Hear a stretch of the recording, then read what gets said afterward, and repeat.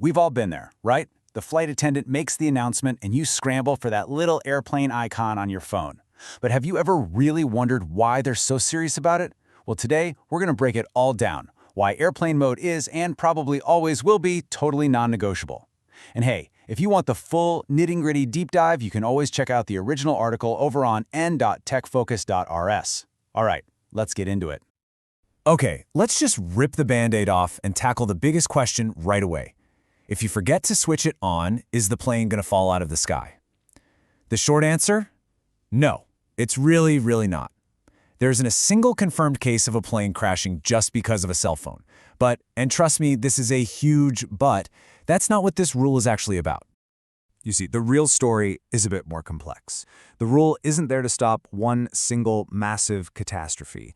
It's there to prevent two very different but very real kinds of problems. One is all about the plane, and the other, surprisingly, is all about the network on the ground. So, let's talk about risk number one. This is all about protecting the cockpit from what you could call digital noise. I mean, think about it. That cockpit is packed with incredibly sensitive navigation and communication gear, and the signals blasting out of our phones have the potential to mess with all of it. So what does that messing with it actually sound like? Well, pilots have reported hearing this annoying buzzing sound in their headsets. You know the one. It's just like when you put your phone too close to a speaker right before a call comes in. Now look, one phone probably isn't a big deal. The real worry is the cumulative effect. Imagine 200 phones all desperately searching for a signal at the exact same time. That creates a ton of radio frequency noise. And when it comes to flying, agencies like the FAA basically operate on a better safe than sorry principle. Even the tiniest risk is one they want to get rid of. All right, now for the second reason, and this is the one that most people have never even heard of. It has nothing to do with the plane's safety. It's all about keeping the cellular network on the ground from getting completely overwhelmed. This is where the FCC, the Federal Communications Commission, steps in. And this slide lays it out perfectly. When you're in a car, your phone is smart. It connects to the closest cell tower, and as you drive, it just smoothly hands off to the next one in line. Simple. But at 30,000 feet, zooming along at 500 miles an hour, your phone can suddenly see dozens, maybe even hundreds of towers all at once. It panics and tries to talk to all of them, creating a massive digital traffic jam that can seriously mess up the network for everybody down on the ground. So, we've talked about the invisible threat, the radio signals. But that is not the only potential danger you've got sitting in your pocket or your bag. There's another one, and this one is a lot more physical. Yep, this one has absolutely nothing to do with signals or interference or anything like that.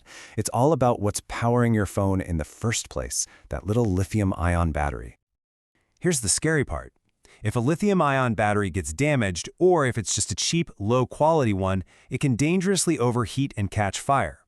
This is called a thermal runaway, and in a sealed, pressurized airplane cabin, a fire and all that smoke is an incredibly serious emergency. This is a totally separate issue from the radio interference, and it's exactly why you're told to keep power banks and spare batteries in your carry-on and never in a checked bag. So with all that said, what does airplane mode actually do? It's pretty straightforward, really. Hitting that button instantly shuts down the main transmitters in your device, your cellular radio, your Wi-Fi, and your Bluetooth. Of course, most airlines now have certified systems on board, which is why they say it's okay to then manually turn your Wi-Fi and Bluetooth back on. Those are just short-range signals, so they don't cause the same kinds of problems. Okay, so we've covered the why behind the rule. But what about the future? Are we stuck in airplane mode forever? Well, as always, technology is starting to change the game. You can really see the evolution. We started with a total, strict ban on everything. Then we got onboard Wi-Fi, which was a game changer. And now we're starting to see something called Picocells. Basically, these are tiny, low-power cell towers right inside the plane. Your phone connects to that little box, which then uses a satellite to talk to the ground. It's a brilliant solution that solves both the cockpit interference and the ground network problem. This tech is even paving the way for 5G on planes, especially over in Europe. But here's the bottom line. Even as we fly towards this always connected future, the core rule isn't vanishing completely. Takeoff and landing are, without a doubt, the most critical parts of any flight. During those crucial minutes, the goal is to eliminate every single potential risk and distraction. So yeah, you can bet you'll still be hearing "please switch your devices to airplane mode" for a long time to come.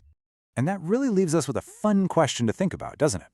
Are we really ready for the airplane cabin to become just like another bus or train, with people making calls all around us?